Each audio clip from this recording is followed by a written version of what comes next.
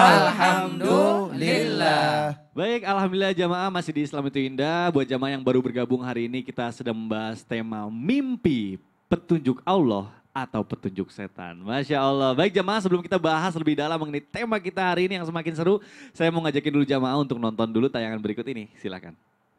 Korban pembunuhan di Subang datang lewat mimpi, minta keluarga lakukan ini. Keluarga didatangi Amalia Mustika Ratu alias Amel, korban pembunuhan di Subang lewat mimpi. Yeti Mulyati, kakak dari Tuti mengatakan, ada anggota keluarga lain mengaku pada dia, didatangi Amalia Mustika Ratu lewat mimpi. Dalam mimpi dari saudara kakak sepupunya tersebut, Yeti menjelaskan bahwa Amalia dengan wajah penuh darah meminta untuk keluarganya terus membacakan doa Yasin selama 40 kali. Mimpinya ada kedatangan Amalia yang penuh darah, katanya minta dibacakan surat Yasin selama 40 balikan. Terus saya langsung ke rumah saudara saya dan langsung menggelar Yasinan, kata dia. Waduh Bu, Masya Allah. Wah luar biasa, tadi kita menyaksikan tontonan video yang berkaitan dengan pertanyaan sebelumnya tadi Ustaz Syam. Gimana nih? Jadi kalau misalnya menurut Islam benar nggak sih seseorang yang sudah meninggal itu bisa datang ke mimpi anggota keluarganya atau bahkan seseorang untuk menyampaikan pesan seperti di video barusan. Nah itu sebenarnya memang benar anggota keluarga kita yang meninggal datang ke dalam mimpi kita atau memang itu memang setan aja yang mau berwujud gitu.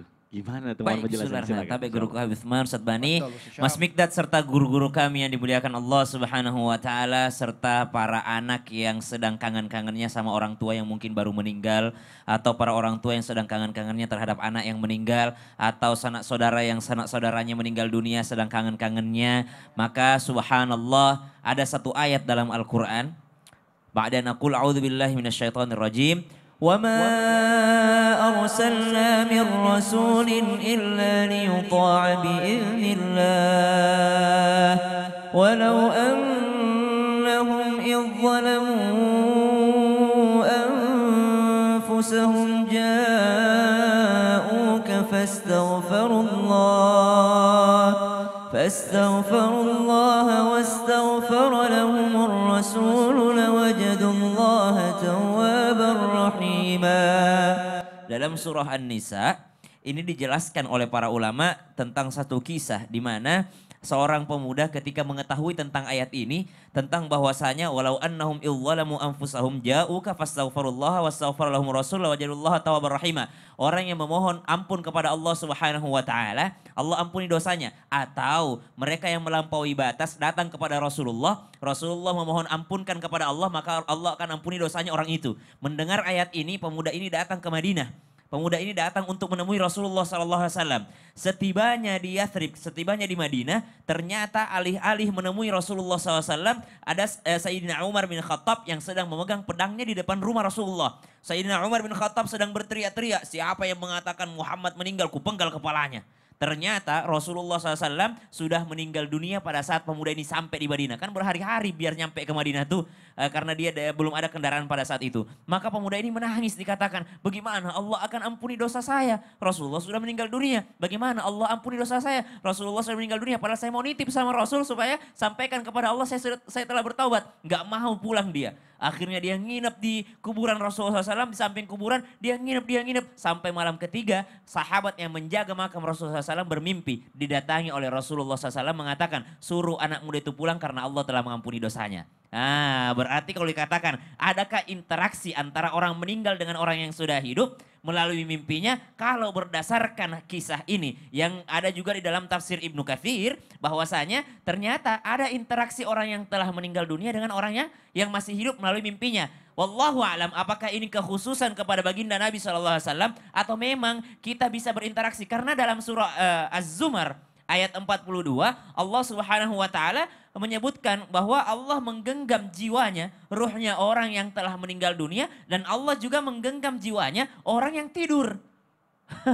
Berarti kalau sama-sama digenggam sama Allah Subhanahu wa taala, terserah Allah mau naruh di mana. Terserah Allah mau naruh di mana. Bisa saja, makanya saya tadi tanya, apakah dia yang mengunjungi kita atau kita yang sedang main ke alam barzah, ke alam ruh ini. Betul. Bahayanya kalau nggak balik lagi gitu. Iya, meninggal juga. Akan tetapi yang ketiga harus dicamkan ini. Syaitan bisa menyerupai siapa saja kecuali Nabi Muhammad SAW. Jadi kalau ada yang kita ketemu di mimpi kita, misal orang tua kita atau kita ketemu dengan ulama ulama besar. Lalu kita diminta, datanglah kau ke kuburanku, minta di kuburanku. Jangan percaya. Karena kita dilarang meminta kepada kuburan. Betul.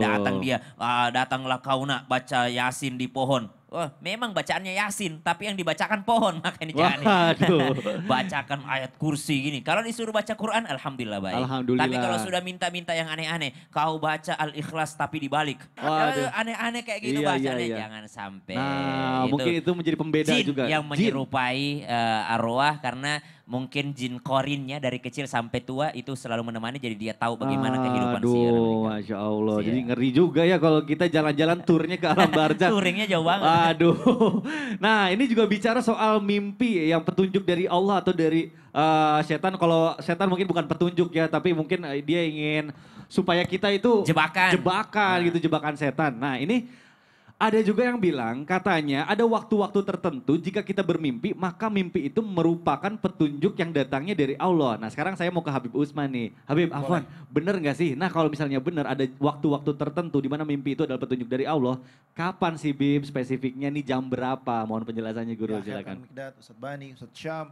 Bismillahirrahmanirrahim. Allahumma salli ala Sayyidina Muhammad wa ala ali Sayyidina Muhammad. Mimpi yang merupakan datangnya petunjuk dari Allah Subhanahu wa taala yang pertama. Manusia tersebut sholat 5 waktunya dia tidak tinggal.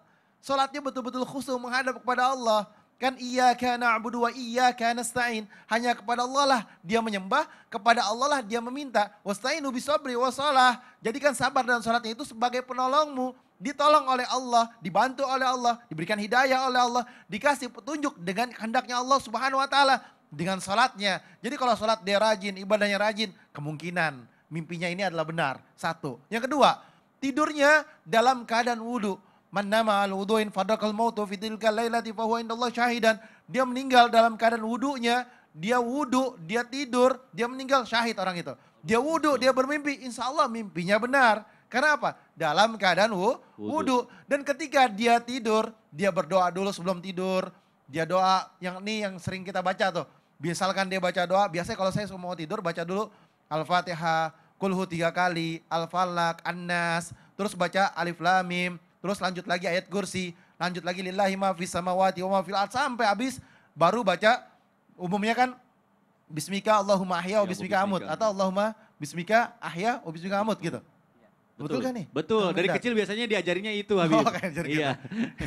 Intinya adalah berdoa kepada Allah Subhanahu wa taala, hanya Allah lah yang menghidupkanku dan Allah lah yang mematikanku dengan kehendak Allah Subhanahu wa taala. Dan juga doain orang tuanya, Rabbi firli wali walidayya warhamhuma kama rabbayani shaghira, Rabbana atina fid dunya hasanah wa fil akhirati hasanah wa qina adzabannar. Wa sallallahu ala sayyidina Muhammadin wa alihi wasallam alhamdulillahi alamin. Doain semua, dia berdoa, insyaallah ketika dia sudah doa, mimpinya insyaallah benar. Dan mimpi pada waktu sahur, wasdaku Ro'yal ashar, jelas siapa orang yang dimana mimpi yang paling benar adalah mendekati daripada dia antara waktu sahur. Kurang lebih jam 2, jam 3, jam setengah 4 waktu sahur. Ketika di waktu sahur tersebut, waktu tersebut adalah waktu turunnya isyarat atau isyarah. Yakni ketuhanannya Allah Subhanahu wa taala jelas. Dalam riwayat lain Allah berada di langit pertama. Yang dimana hambanya meminta kepada Allah, saya dikabulkan doanya. Siapa orang yang dekat kepada Allah, Allah tambah dekat dengannya. Siapa orang yang meminta kepada Allah, insya Allah dikabulkan doanya. Siapa yang bermunajat kepada Allah, insya Allah doanya diterima oleh Allah Subhanahu wa taala. Siapa yang mendekatkan dirinya kepada Allah Subhanahu wa taala,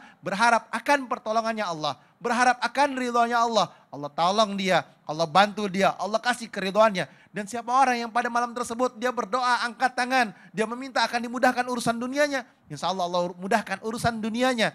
Dan dia, siapapun mereka yang berdoa pada waktu sahur tersebut berharap akan meninggal dalam keadaan syahid, meninggal dalam keadaan husnul khatimah, insya Allah dia meninggal dalam keadaan syahid dan meninggal dalam keadaan husnul khatimah. Dan orang-orang yang dimana pada malam hari tersebut atau waktu sahur dia berdoa kepada Allah, berharap akan dikabulkan doanya, insya Allah dikabulkan doanya. Inilah waktu yang mustajab. Kalau misalkan dia mimpi dalam keadaan apa tadi? Wudhu, berdoa, sholatnya rajin, ibadahnya rajin. Dan kira-kira mimpi tersebut waktu sahur. Dan subuhnya gak ketinggalan. Ingat nih, subuhnya gak ketinggalan. Subuhnya gak kelewatan. Insya Allah mimpinya benar. Insya Allah kalau mimpi baiknya benar. Tapi kalau dia subuhnya udah ketinggalan, ya kan? Kesiangan, dibilang, wah saya nih ngimpi begini. Jangan dengerin. Itu berarti hanya sekedar mimpi ya, karena kenyataannya dia juga tidak melaksanakan perintah Allah yang percuma, Masya Allah. Baik, luar biasa jamaah, ini saking serunya pembahasan kita, banyak sekali jamaah yang bertanya karena mungkin jamaah di rumah juga pernah mengalami mimpi-mimpi yang ingin ditanyakan. Makanya sekarang kita langsung aja masuk ke segmen Tanya Dong Ustadz. Kami semua tanya dong Ustadz. Baik, alhamdulillah jamaah, terima kasih atas antusiasnya. Ini banyak sekali pertanyaannya sudah dipilih oleh tim kreatif kita, dan yang pertama akan kita bacakan insya Allah dijawab oleh guru kita dari @alia_kpopers05. Waduh, Asik nih, Kpopers Kpopers nih. nih. Luar biasa nih. Assalamualaikum Ustadz Ustazah. Waalaikumsalam warahmatullahi wabarakatuh. Saya pernah mimpi berbincang sama Allah Subhanahu wa taala. Waduh, Masya Allah.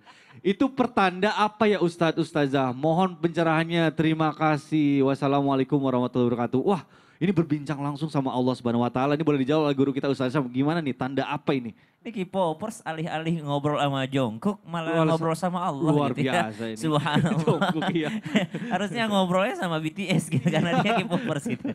Subhanallah. Kalau kita bermimpi lalu kita mendapatkan sesuatu di dalam mimpi kita, contoh misalnya mendengarkan bacaan Al-Quran, mendapatkan pesan-pesan kebaikan, insya Allah diambil saja pesan-pesan kebaikannya. Tapi kalau dibilang berbincang sama Allah, wallahu a'lam, tapi saya yakin bahwa ini bukan Allah. Karena Nabi Musa saja mau melihat Allah tidak bisa. Nabi Musa saja mau melihat Allah itu tidak pernah bisa. Nabi Musa diriwayatkan sampai pingsan, sampai mati suri Nabi Musa alaihissalam baru ditampakkan sedikit cahaya. Apatah lagi kita. Tidak mungkin kita bertemu dengan Allah Subhanahu wa taala kecuali kita masuk ke dalam jannatul firdaus. Nabi Muhammad SAW saja seandainya mungkin orang bisa ketemu dengan Allah, maka Nabi dipertemukan dalam mimpi dengan Allah. Tapi tidak, Nabi diundang dulu ke Sidratil Muntaha ya. Nabi diundang dulu untuk Mi'raj, baru bertemu dengan Allah Subhanahu wa taala. Nanti hadiah terindah di surga adalah bertemu dengan Allah Subhanahu wa taala. Jadi kalau masih di dunia, yakinlah bahwa itu bukan Allah Subhanahu wa taala, tapi kalau isinya adalah pesan Al-Qur'an, pesan-pesan kebaikan, maka diambil saja kebaikannya. Hati-hati. Tadi kami sampaikan setan bisa menyerupai apapun, bahkan dia bisa bohong bahwa saya ini adalah Tuhan gitu. Bahkan bisa dia bohong karena ada riwayat menyebutkan ketika pada saat Syekh Abdul Qadir Jailani bermimpi junub sampai 7 kali dalam satu malam pada musim dingin. Itu sampai-sampai didatangi mimpi. Saya Jibril, udah nggak usah mimpi lagi, kamu itu udah nabi. Digituin. Maka mengatakan bahwa pasti adalah syaitan yang menyerupai adalah Jibril alaihissalam. Allahu ta'ala alam. Masya Allah, jadi ambil sisi baiknya aja ya yang dimimpikan kalau misalnya memang berbincang sama Allah. Luar biasa. Baik, kita lanjut ke pertanyaan selanjutnya nih dari masuk ke Instagram kita dari @anti_alawiyah. Assalamualaikum Ustadz, saya mau bertanya. Saya sering kali dimimpikan sama mantan pacar saya dulu. Saya ini sudah menikah, yang saya mau tanyakan apakah arti dari mimpi itu dan apakah saya dosa Ustadz masih suka dimimpikan sama si dia? Dan apakah saya dosa Ustadz kalau saya tidak pernah menceritakan tentang mimpi ini ke suami? Mohon penjelasannya. Memang bingung juga ya, diceritakan ke suaminya nanti takutnya jadi bertengkar rumah tangganya. Ini bingung nih, boleh dijawab langsung oleh guru kita. Ustadz Bani silakan nih, bingung nih gimana? Wah ini menarik kayaknya. Menarik sekali. Boleh sejauh dapat tasih, tahu sih ya. Silakan berdiri aja Ustadz Bani, silakan. Ustadz Syam, guru-guru kami dimanapun berada. Bismillah. Rasul sallallahu alaihi wasallam dalam riwayat Imam Bukhari mengatakan ar-ru'ya salasah. Mimpi itu modelnya ada 3. Yang pertama hadisun nafs, yang kedua takhwifus syaitan, yang ketiga busyra minallah. Jadi mimpi itu bisa saja disebabkan karena hadisun nafs, bayang-bayang yang selama ini kita selalu bayangin. Kenapa kita misalnya, Ustaz saya mimpi kok tidur memimpikan dia. Jangan-jangan sebelum tidur memang foto dia terus kita pajangin. Pasang, liatin, pantengin gitu ya. Ustaz kenapa ya saya kok mimpi lihat tas. Jangan-jangan sebelum tidur scroll tas terus gitu ya. Mimpinya lihat tas itu. Itu hadis nafs. Atau memang bisa jadi dia takhwifus syaitan. Cara setan menakut-nakuti kita. Misalnya dikasih mimpi yang menyeramkan, yang menakutkan. Sehingga mau bangun tahajud. Tadi serem mimpinya nggak jadi tahajud. Nah itu takhwifus syaitan. Atau bisa jadi ini setan kalau kata Imam Ash-Shibli dalam Al-Marjan fi Ahkamil Jan, ada setan yang tugasnya khusus mengganggu rumah tangga orang. Terutama orang muslim. Supaya dibikin bercerai-berai. Kadang ya, mungkin ada yang pernah merasakan. Pagi-pagi bangun tidur, Mas Migrad mungkin pernah merasakan. Bangun tidur tiba-tiba istri kita bete mukanya. Ditekuk. Kamu kenapa sayang? Aku lagi malas. Aku lagi bete. Kenapa? Aku mimpi kamu berjalan berdua sama si dia. Salah kita apa? Dia yang mimpi, kita yang disalahin kan? Ustaz Bani pernah kayaknya ya? Kalau saya belum pernah, alhamdulillah jangan sampai Ustaz doain. Masya Allah. Pengalaman pribadi kayaknya. Nah itu takhwifus syaitan, itu cara setan mau merusak rumah tangga kita. Jadi kalau ada kita mimpi dengan yang lain misalnya, atau ada orang lain memimpikan kita, berarti kita sudah memiliki pasangan yang sah, banyak-banyak beristighfar kepada Allah, bertauz kepada Allah, nggak usah kita pikirin orang itu. Jangan kita ingat-ingat orang itu, ingatlah pasangan yang ada di samping kita. Nah yang ketiga adalah busyra minallah, bisa jadi mimpi itu adalah kabar dari Allah Subhanahu wa taala, seperti diceritakan oleh guru kita Habib Usman, juga Ustaz Syam tadi, ada kabar-kabar baik, informasi baik yang mungkin Allah sampaikan lewat mimpi kita. Itu pun kata Ustaz Syam tadi jangan diceritakan kepada orang yang belum tentu dia senang dengarnya. Nah, kita mungkin yang laki-laki senang mimpi dengan yang perempuan, tapi istri kita mana senang dia. Atau sebaliknya ngamuk dia nanti. Jadi bagaimana? Apakah diceritakan? Gak usah diceritakan. Karena itu adalah aib dan dosa. Maka banyak-banyak beristighfar, mohon ampun kepada Allah. Mudah-mudahan Allah mantapkan kita dengan pasangan kita dan Allah jauhkan mimpi-mimpi yang kedepannya bisa merusak rumah tangga. Wallahu ta'ala. Waduh, Masya Allah. Betul, harus kita skip aja yang berhubungan sama mantan karena bahaya. Nah, kita lanjut aja nih mengenai mimpi. Banyak ya orang yang merasa bahwa dia ini bisa melihat masa depan melalui mimpinya, Ustadz. Banyak yang ya istilahnya mungkin entah itu indigo atau apa, tapi banyak kayak yang dejavu gitu mungkin ya. Betul, mungkin dejavu. Nah ini sebenarnya makna dari dejavu ini gimana sih? Apakah benar bahwa kita itu ketika tidur melakukan sebuah kegiatan atau melihat kejadian juga di alam mimpi? Ini bagaimana menurut sudut pandang Islam, Ustadz Bani? Ini sering kejadian ini. Betul. Ini sebenarnya rahasia ini Mas Mikdad. Waduh, rahasia. Kalau bukan di sini nggak saya ceritain ini. Waduh, berarti jamaah gimana dong? Boleh tahu nggak? Kita saksikan setelah yang satu ini aja. Waduh, Masya Allah. Baik jamaah, jangan kemana-mana, tetap di Islam itu Indah. Jamaah, oh jamaah. Alhamdulillah. Subhan